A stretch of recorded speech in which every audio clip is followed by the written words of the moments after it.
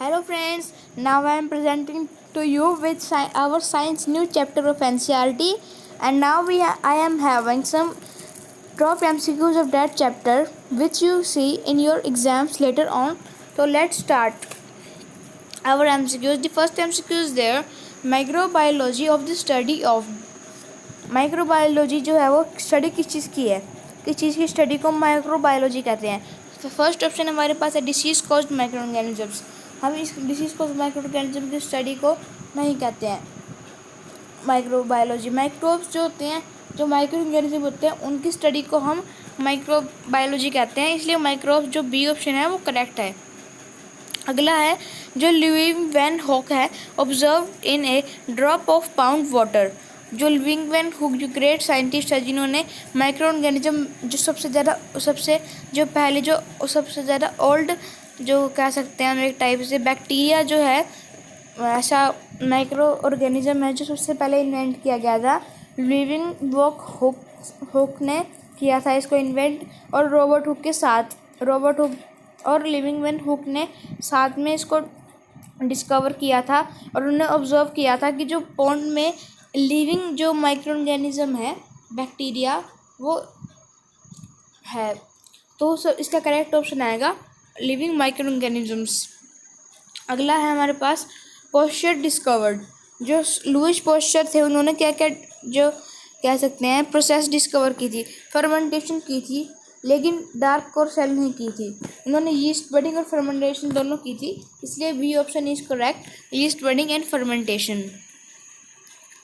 Dash are non cellular infection particles. जो इसमें हमने ये बताना है जो इन्फेक्शन पार्टिकल्स हैं जैसे कि protozoa, bacteria, blue green algae और वायरसेस.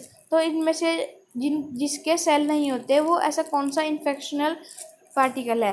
ब्लू ग्रीन एल्गी, इनके सेल होते हैं इसलिए ये नहीं आएगा. प्रोटोजोआ के भी सेल होते हैं इसलिए ये नहीं आएगा. वायरस ऐसी चीज़ है, मतलब माइक्रो ऑर्गेनिज्म है जिसके सेल्स नहीं होते और वो इन्फेक्शन भी कॉज करता है, इसलिए सी ऑप्शन इज करेक्ट. अगला है हमारे पास organisms responsible for amoebic dysentery is. जो एम्बोइबिक डायसेंट्री होती है उसके लिए कौन से ऑर्गेनिज्म रिस्पॉन्सिबल होते हैं. Entamoeba gingivalis, Plasmodium vivax, Entamoeba histolytica, amoeba prestige.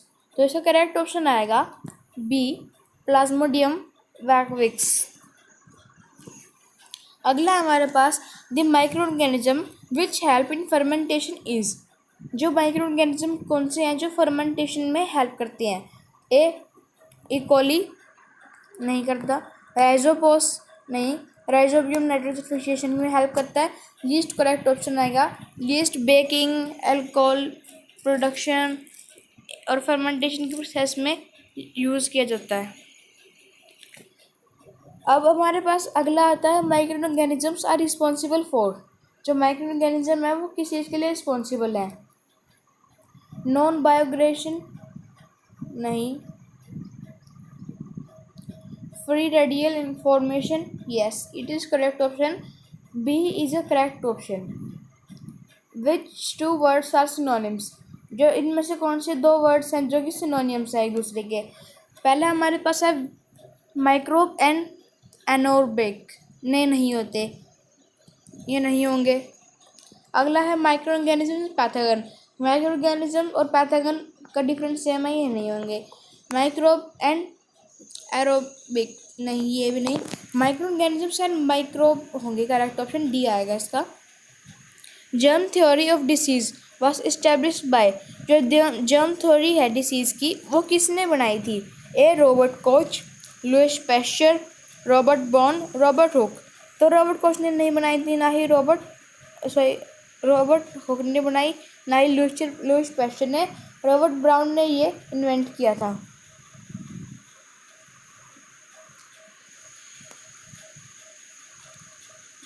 अगला क्वेश्चन हमारे पास आता है which of the following contains nitrogen.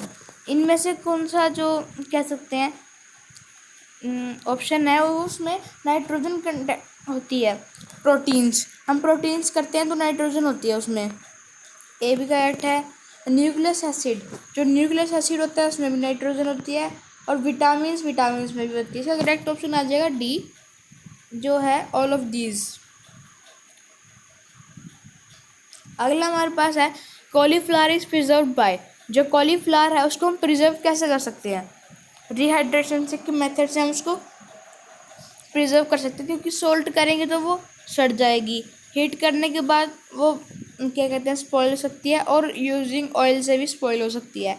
इसलिए drawing bye sunlight and rehydration is correct method.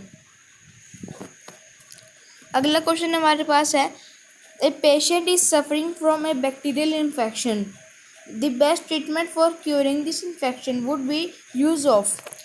एक पेशेंट है जो माइक्रोबियल बैक्टीरियल इन्फेक्शन से पीड़ित है, और हमें बताना है कि उसको क्योर कैसे कर सकते हैं हम।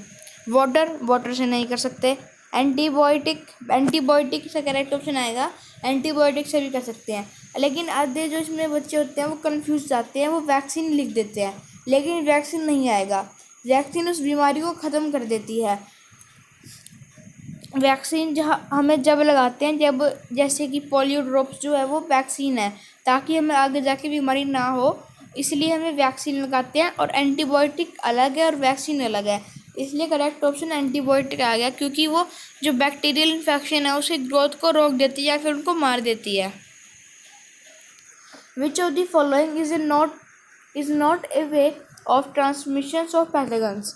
अब इनमें से हमें बताना है जो ऐसा कौन सा वे है जिसमें जो पैथोजेंस जो होते हैं, जैसे कि जो माइक्रोबियल इन्फेक्शन जो पैथोजेंस होते हैं वो एक दूसरी से दूसरी बॉडी पर नहीं जा सकते। When bitten by a carrier, अगर कैरियर बाइट करेगा तो वो जाएंगे, तो ये ए भी नहीं आएगा। वैक्सीनेटिंग एन इंडिविजुअल, जिसके ये हुआ है उसके वैक्सीन करा दें, तो फिर ये नहीं होगा, इसलिए बी इज करेक्ट ऑप्शन। अगला है हमारे पास why do herbivore get nitrogen for their body needs. They feed on plants and obtain nitrogen compound for them. They take the rainy water in containing dissolve nitrogen compound. They obtain usable compound of nitrogen from soil. They are able to fix atmosphere nitrogen directly. अब जो herbivore जो काऊ लगा लो आप, काऊ जो है वो able नहीं होती है एटमॉस्फेयर फिक्स करने के लिए, इसलिए डी भी नहीं आएगा। और उससे ऊपर देखें हम सी को, तो they obtain useful compounds from the nitrogen from soil. अब सॉइल के अंदर वो जा नहीं सकते, इसलिए सी भी नहीं आएगा। They contain the rainy water में कभी भी नाइट्रोजन कंपाउंड नहीं होते, इसलिए ए ऑप्शन करेक्ट है। क्योंकि जब वो प्लांट्स में जो नाइट्रोजन कंपाउंड होता है, अगर वो प्लांट्स को खाएंगे तो प्लांट जब उसको फीड किया जाता है तो उनको ये मिल जाते हैं नाइट्रोजन कंपाउंड ज़्यादा मात्रा में।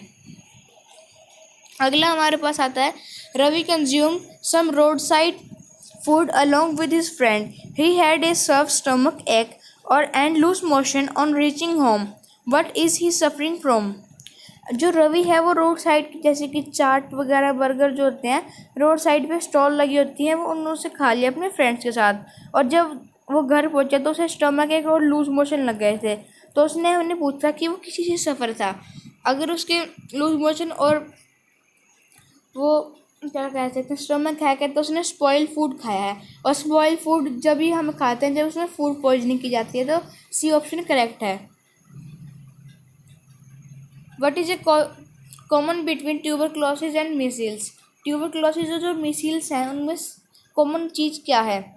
The symptoms of both disease are same. जो इन दोनों डिसीज़ के सिम्टम्स हैं वो सेम है, नहीं अलग अलग है। They are caused by the same pathogens, no pathogens सब डिसीज़ के अलग अलग होते हैं। Through different pathogens through different the pathogens causing them are bacteria से क्रॉस नहीं होते। डी ऑप्शन करेक्ट है, क्योंकि वो एयरबोर्न डिसीज है, वायरस से कॉज होती हैं। अगला हमारे पास आता है which of the following can not be use for manure preparation. Manure की प्रिपरेशन के लिए क्या चीज़ यूज़ नहीं की जाती। Wastage of vegetable and fruits use की जाती है। प्लास्टिक बैग यूज़ नहीं जाते क्योंकि वो डिकम्पोज नहीं हो सकते, इसलिए इसका करेक्ट ऑप्शन आएगा बी प्लास्टिक बैग्स। तो फ्रेंड्स ये थे कुछ मेरे MCQs। अगर आपको ये वीडियो अच्छी लगी हो तो प्लीज़ इस वीडियो को लाइक कर देना, और ऐसे ही और वीडियोस पाने के लिए चैनल को सब्सक्राइब कर देना। Thank you.